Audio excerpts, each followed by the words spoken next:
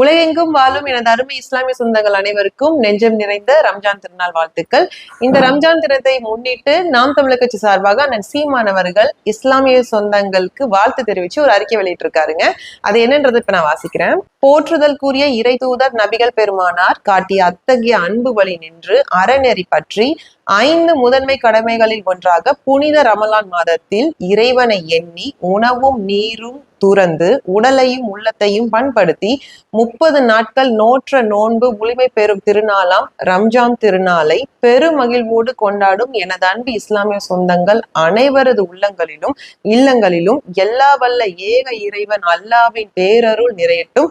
உங்களின் உளவுபூர்வமான நோன்பினையும் வழிபாட்டையும் வணக்கத்தையும் நற்கொடையையும் நற்செயல்களையும் இறைவன் ஏற்றுக்கொள்ளட்டும் அப்படின்னு அண்ணன் வாழ்த்து தெரிவிச்சிருக்காங்க. ரொம்ப மகிழ்ச்சியா இருக்கு. அண்ணன் இஸ்லாமியர்களை சிறுபான்மையர் சொல்லக்கூடாது, நம்மளுடைய இனத்துடைய பெரும்பான்மையர் அப்படின்னு தான் சொல்லணும்னு சொல்லி தன்னுடைய ரத்த சொந்தமா அவர் பாக்குறாரு. இந்த மண்ணுல இஸ்லாமியர்களுக்கு நடக்கக்கூடிய அநீதிகளுக்கு எதிராக உண்மையா குரல் கொடுக்கக்கூடிய ஒரே தலைவன் அண்ணன் சீமான் அவர்கள் மட்டும்தாங்க.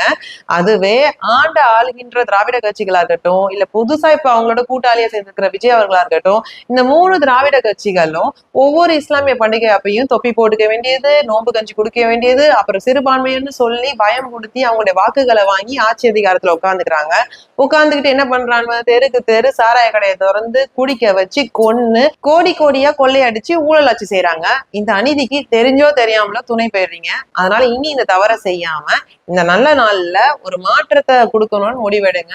உண்மையும் நேர்மையுமா மக்களுக்கான அரசியல் செய்யக்கூடிய நாம் தமிழர் கட்சிக்கு வருகின்ற சட்டமன்ற தேர்தல்ல ஏற்கலப்பு தாங்கிய விவசாய சின்னத்துக்கு வாக்களித்து வெற்றி பெற செய்யுங்கள். நன்றி, வணக்கம்.